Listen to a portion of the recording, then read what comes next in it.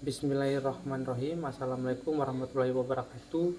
Perkenalkan, nama saya Laode Muhammad Ikram dengan NIM 23766GSD0259. Saya adalah salah satu mahasiswa semester 7 kelas A program studi pendidikan guru sekolah dasar dari kampus TK Pelita Nusantara Buton.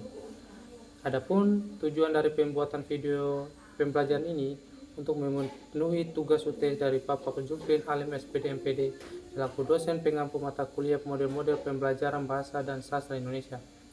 Sesuai dengan mata kuliah model-model pembelajaran bahasa dan sastra Indonesia, saya akan menjelaskan 4 model pembelajaran yang biasa digunakan pada pelajaran bahasa dan sastra Indonesia. Dan 4 model yang akan saya bahas di sini yaitu: pertama, model pembelajaran Discovery Learning atau disingkat dengan DL. Kedua, model Inquiry Based Learning atau disingkat dengan IBL. Ketiga, model pembelajaran Problem Based Learning atau disingkat PBL. Dan keempat, model pembelajaran Project Based Learning atau disingkat PJBL. Teman-teman, yang perlu kita ketahui dan pahami bersama di sini bahwasanya tidak semua model pembelajaran itu tepat untuk digunakan pada materi pelajaran, dan setiap model pelajaran itu memiliki perbedaan yang terdapat pada bagian sintaksnya atau langkah-langkah dari masing-masing model. Untuk lebih jelasnya, simak video berikut ini dengan baik. Pertama, ada Discover Learning. Discover Learning adalah proses untuk memahami suatu konsep dari materi secara aktif dan mandiri untuk kemudian diperoleh suatu kesimpulan. Pada metode ini, guru tidak secara aktif menjelaskan materi pada peserta didik. Tugas guru hanya memberikan sejumlah pertanyaan berkaitan dengan materi. Selanjutnya, peserta didiklah yang harus menemukan, menyelidiki, dan menyimpulkan hasil temuannya sebagai modal untuk menjawab pertanyaan dari guru. Dalam pembelajaran Discover Learning, guru berperan penting sebagai pembimbing untuk memberikan kesempatan kepada siswa agar lebih aktif terlibat dalam kegiatan belajar mengajar. Yang kedua, ada model pembelajaran Inquiry Based Learning atau disingkat dengan IBL.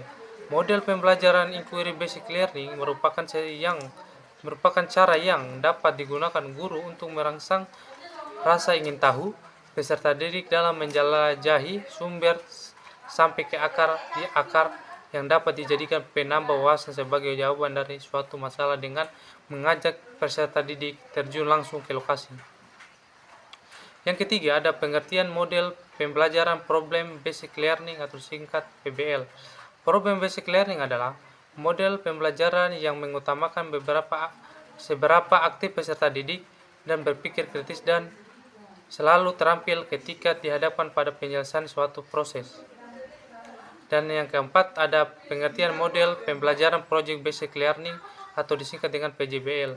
Project Basic Learning adalah model pembelajaran yang menjadikan peserta didik sebagai subjek atau pusat pembelajaran, menitik beratkan proses belajar yang memiliki hasil akhir berupa produk, yang artinya peserta didik diberi kebebasan untuk menentukan aktivitas belajarnya sendiri, mengerjakan proyek pembelajaran secara kolaboratif sampai diperoleh hasil berupa suatu produk. Itulah mengapa kesuksesan pembelajaran ini sangat dipengaruhi oleh keaktifan peserta didik. Oke, selanjutnya kita masuk ke langkah-langkah model pembelajaran. Yang pertama, Discover Learning sebagai berikut. 1. Simulation, pemberian rangsangan atau tahap stimulation. Ini artinya tahap memberi rangsangan. Guru akan memulai kegiatan pembelajaran dengan mengajukan pertanyaan, contoh-contoh atau referensi lainnya, anjuran membaca buku, dan aktivitas belajar lainnya kepada para peserta didik. 2. Problem statement atau pernyataan identifikasi masalah. Dalam tahap berikutnya ini, guru akan memberi peserta didik pernyataan atau identifikasi masalah. Guru akan memberi kesempatan kepada siswa untuk mengidentifikasi berbagai macam agenda masalah yang relevan dengan bahan pelajaran. Ketiga, data collection, pengumpulan data. Selanjutnya adalah tahap data collection ini atau pengumpulan data.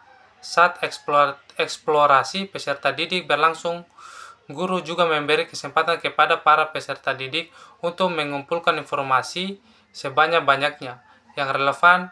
Setelah itu, peserta didik harus membuktikan apakah benar atau tidaknya hipotesis atau dugaan sementara.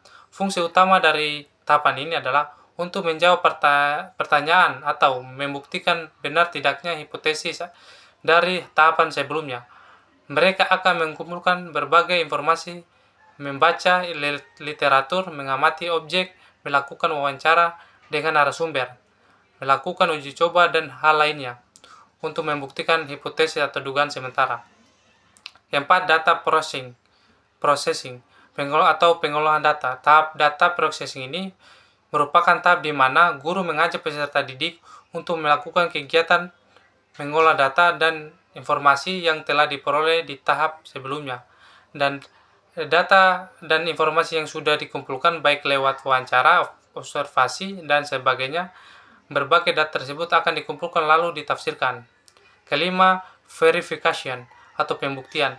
Pada tahap ini guru akan memberi peserta didik kesempatan untuk melakukan pemeriksaan secara cermat dalam pembuktian apakah benar atau tidaknya hipotesis atau dugaan sementara yang telah mereka tetapkan tadi dengan temuan alternatif. Setelah itu dihubungkan dengan hasil dari data processing atau proses belajar yang akan berjalan dengan baik saat guru memberikan kesempatan kepada siswa untuk menemukan teori atau pemahaman melalui contoh-contoh yang mudah jumpai dalam kehidupan. Yang keenam, generation. Menarik kesimpulan atau generation ini merupakan tahap terakhir dalam discovery learning. Pada tahap ini, guru akan meminta peserta didik untuk menarik sebuah kesimpulan yang dapat diperoleh.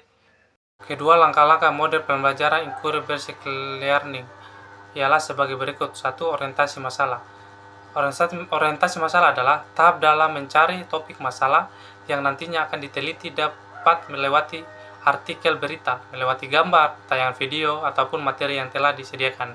Misalnya, mengenai masalah sosial, masalah lingkungan, alam, dan juga masalah ekonomi. Merumuskan masalah, siswa diajak untuk dapat memformulasikan pertanyaan dari penelitian mereka yang berkaitan langsung dengan topik ataupun masalah yang dipilih. Kedua, menyusun hipotesis. Siswa diminta untuk dapat membuat dugaan dari jawaban sementara atas sebuah masalah yang sedang dibahas. Tujuan dari hipotesis yakni untuk mendorong siswa dalam meneliti mengenai keberadaan atas jawaban-jawaban tersebut. Ketiga, ada eksplorasi. Siswa akan melakukan pencarian sebuah informasi melewati berbagai sumber semacam buku, jurnal, internet, dan yang lain-lain demi mendapatkan informasi yang relevan dengan topik atau masalah yang sedang diteliti. Siswa akan melakukan analisis serta sintesis informasi yang ditemukan untuk dapat menentukan apakah informasi tersebut telah sesuai dengan pertanyaan dari penelitian dan juga memperkuat dari hipotesis mereka. Keempat, ada menguji hipotesis. Siswa akan melakukan validasi atau hipotesis mereka dengan cara membandingkan informasi serta hasil penelitian dengan sumber lainnya demi memverifikasi valid atau tidak informasi dan juga hipotesis mereka. Kelima, membuat kesimpulan. Terakhir yaitu membuat kesimpulan atas hasil penemuan mereka terkait dengan masalah yang diteliti. Mereka akan membuat hasil penelitian serta pengamatan, pengumpulan data, dan juga pengujian hipotesis. Ketiga, langkah-langkah model-model pembelajaran problem based learning diantaranya sebagai berikut. 1. Orientasi masalah. Dalam tahap ini, guru terlebih dahulu memberi pemahaman dan penjelasan mengenai tujuan dari pembelajaran. Hal ini dilakukan agar menumbuhkan motivasi belajar dari para peserta didik, khususnya pada proses pembelajaran RPP, Problem Basic Learning. Kedua, mengorganisasi.